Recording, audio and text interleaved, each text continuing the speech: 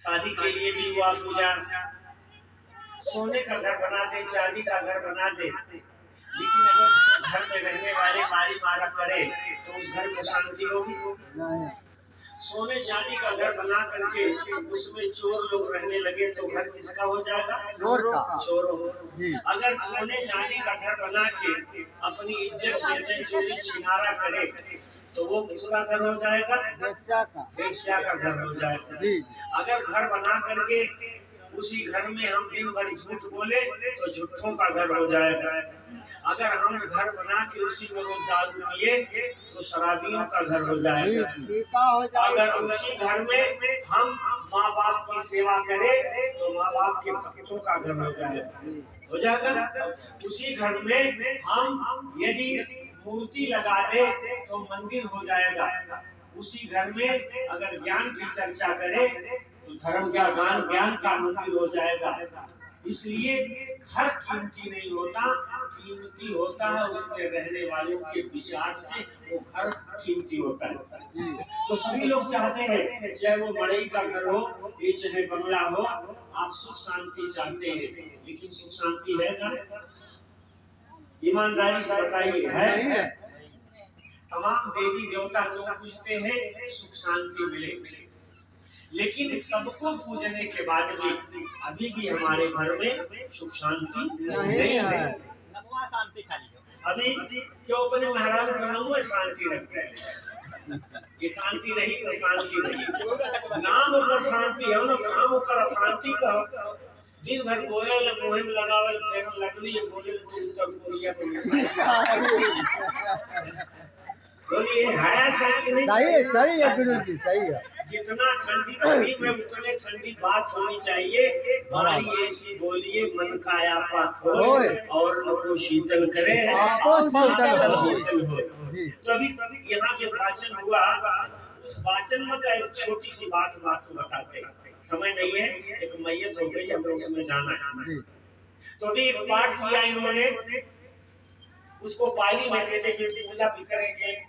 एवं में सुतन एकं समय भगवान सावच्छेन वीर जे बलिए नाथ के सारा में अथको अंतरा देवता विकंता रुतिया विकंत बड़ा केवल का पंजे बनन और वासे तो एक भगवान के लोक संतन लोकन विश्वा भगवंतन अभिवादित तो एक मंतन 88 एक मंतन गीता कोसा देवता भगवंतन गाथा है भाषी। ये भाषा दूसरी है, बौद्ध धर्म की भाषा है, समझ में नहीं आई होगी।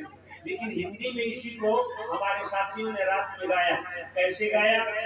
ओ एक बार मुनि चंदन चारु अजेत विपिन बिच करई बिहारू भाजब प्रातः समय मन भावा एक पुरुष देवोपमा कीन प्रणाम नमत महिमा था बोली उठो जुग जोरी जहान। इसका अर्थ क्या समझे? भगवान सारनाथ श्रावस्ती के जेठवन बिहार में टिके हैं।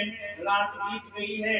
रात के पिछले पहर में एक देवता भगवान को प्रणाम करता है, जमीन पर सर पटक के और कहता है, ओ देखें लोग विकल नर नारी स्वार्थ ली अपरहित हारी बहु अपकर्म करई विधि नाना अकारुण मंगल मार्ग जाना जही विधि लोक परम हित होई अधर्म राज उपदेश सोई।